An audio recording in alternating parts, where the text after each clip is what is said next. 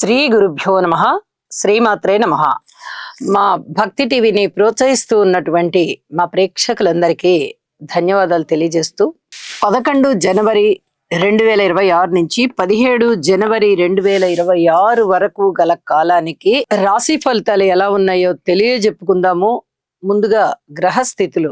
వక్రించినటువంటి గురువుగారు మిథున రాశిలో, సింహరాశిలో కేతువు, తులారాశిలో చంద్రుడు, అలాగే ధనస్సు రాశిలో రవి, బుధ, శుక్ర, కుజ, కుంభరాశిలో రాహువు, మీనరాశిలో శనిగారు. ఇక వారాంతానికి వచ్చేటప్పటికి 4 గ్రహాలు ఒక్కసారే మారి ఉన్నాయి. శుక్ర, కుజ, రవి, బుధ ఈ 4 గ్రహాలు కూడా ధనస్సు రాశి నుంచి మకర రాశిలోకి వెళ్ళాయి.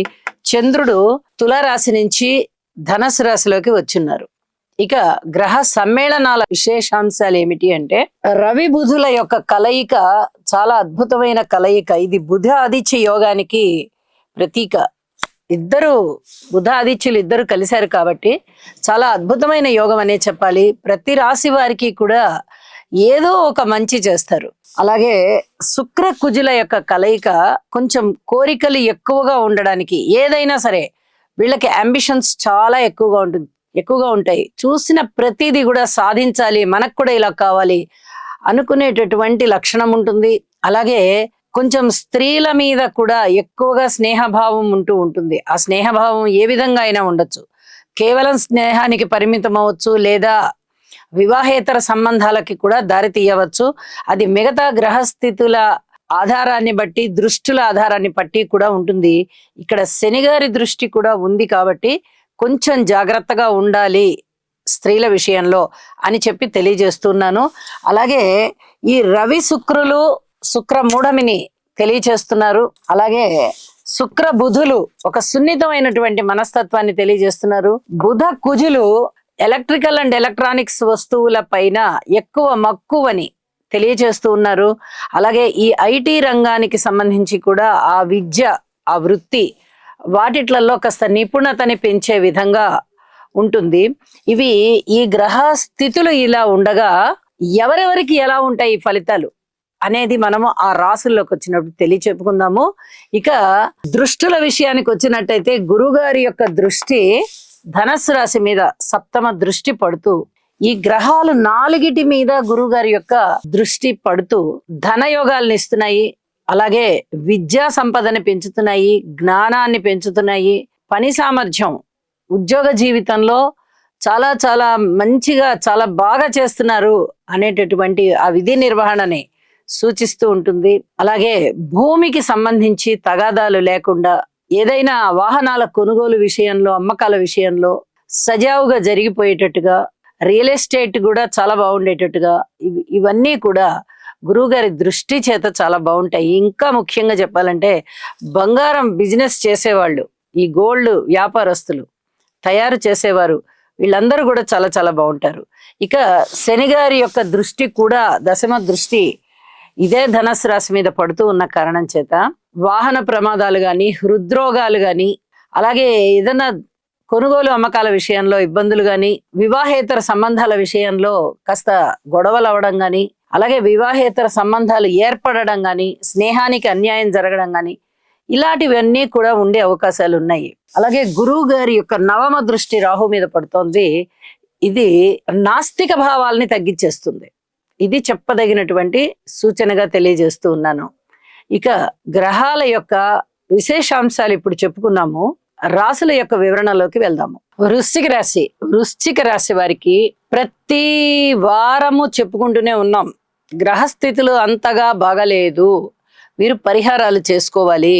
శనిగారికి తైలాభిషేకం చేసుకోండి, నవగ్రహాలకి పూజ చేయించుకోండి, లేదా ఒక్కసారి ఖర్చు అయితే అవుతుందిలే పర్వాలేదు పెట్టుకోగలము అనుకున్న వారైనట్టయితే హోమం చేయించుకోండి. గురుగ్రహ స్తోత్రాలు కూడా పఠించండి, శనగలు దానం ఇవ్వండి, నల్ల నువ్వులు దానం ఇవ్వండి, అలాగే సుబ్రహ్మణ్యేశ్వర స్వామి సేవ చెయ్యండి, ఆలయానికి వెళ్ళండి. మీకు ప్రత్యక్షంగా సద్గురువులు ఉన్నట్లయితే వెళ్ళి వారికి నమస్కారాలు చేసుకుని ఆశీర్వాదాలు తీసుకోండి.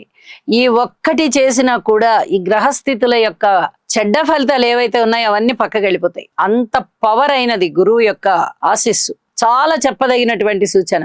నిజంగా ఒక మాతృమూర్తి గారి ఆశీస్సులు తీసుకున్నా, ఒక గురువు గారి ఆశీస్సులు తీసుకున్నా, గ్రహ దోషాలు మనని ఏవి చెయ్యవు. చాలా సార్లు చెప్తూనే ఉన్న ఈ విషయం.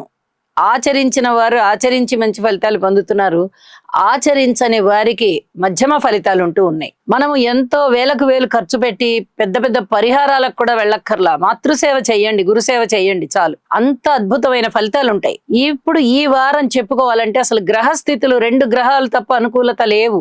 ఆ 2 గ్రహాలు కూడా ద్వితీయంలో శుక్ర బుధులు, వారాంతంలోకి వెళ్ళిపోయేటప్పటికీ ఈ గ్రహాలు కూడా తృతీయంలోకి వెళ్ళిపోయాయి. తృతీయంలో రవి కుజ బుధ ఫలితాలను ఇస్తాయి తప్ప శుక్రాచార్యుల వారు ఇవ్వరు. అంటే మీకు ఇక్కడ ఈ గ్రహాలు మాత్రమే ఫలితాన్ని ఇస్తున్నాయి. అసలైన గ్రహాలు ఏవి? రాహు గాని, శని గాని, గురువు గాని, కేతువు గాని, ఇవి ప్రధాన గ్రహాల యొక్క ఫలితాలు ఏవి మీరు అందుకోవడం లేదు. ఈ 2 గ్రహాలు వారాంతంలోకి వెళ్ళేటప్పటికి ఇంకొక 2 గ్రహాలు చేరి వెరసి 3 గ్రహాల యొక్క ఫలితాలు మాత్రమే ఉంటున్నాయి. ఇది కొంచెం చెప్పదగినటువంటి సూచన. మీరు పరిహారాలు చేసుకోవాల్సి ఉంటుంది. దేనికి? మనోబలం పెరుగుతుంది కాబట్టి ధైర్య సాహసోపేతమైన నిర్ణయాలు తీసుకుంటారు. అమలు చేయడంలో కొంచెం ఆ నిర్లిప్తత అనేది వచ్చేస్తుంది. ఇక్కడ జాగ్రత్తగా ఉండాలి. అలాగే వివాహేతర సంబంధ బాంధవ్యాల విషయంలో అలాంటివి బయటపడిపోతామేమో, మనం ఒక ప్లాన్ చేసుకోకుండా అందరికీ తెలియజేయడం కరెక్ట్ కాదు, మన ఇంట్లో మన పెద్దలకి తెలియజేయడం కరెక్ట్ కాదు అని అప్పుడు ఆలోచించుకుంటారు. ఈ లోపల ఇబ్బందులు ఏర్పడతాయి. ఇవన్నీ కూడా మిమ్మల్ని చాలా ఇబ్బందులకు గురి చేసేటటువంటి ఏ గ్రహ స్థితులు మిగతావన్నీ సరిగ్గా లేనప్పుడు కేవలం వార ప్రారంభంలో 2 గ్రహాలు, వారాంతంలో 3 గ్రహాలు మాత్రమే అనుకూలంగా ఉన్నాయి. ఇలాంటప్పుడు మీరు కొన్ని ఇబ్బందులు పడాల్సిన పరిస్థితి ఉంటుంది. కాబట్టి హోమం చేసుకోండి, నవగ్రహ హోమం చేసుకోండి, నవధాన్యాలు దానం ఇవ్వండి, మనోబలాన్ని పెంచుకోండి, యోగా చెయ్యండి. ఇందాక చెప్పినట్టుగా సద్గురువుల సేవ చేయడానికి ప్రయత్నం చేయండి, లేదా ఆశ్రమాలకు వెళ్ళి సేవ చేయండి. చాలా వరకు మనశ్శాంతి వస్తుంది. అన్ని విషయాల్లోనూ జాగ్రత్తగా ఉండాలి. ఏ విషయం ఈ విషయంలో బాగుంది, ఈ విషయంలో బాగాలేదని చెప్పడానికి లేకుండా ఉంది. కుటుంబము నిర్వీర్యతగా ఉంది, అన్నదమ్ముల సహాయ సహకారాలు కొద్దిగా బాగున్నాయి, కానీ అవి పూర్తిగా మన పనులు నెరవేరేటంత వరకు చాలా బాగుంటాయి అని చెప్పడానికి రావడం లేదు.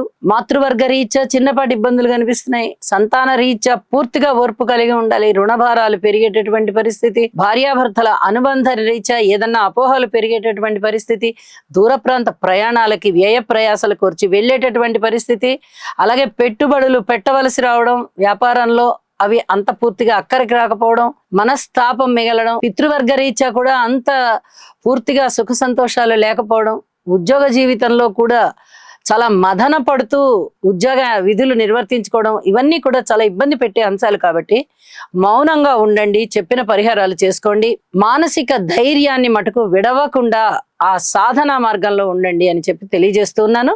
శుభం. సర్వే జనా సుఖినో భవంతు.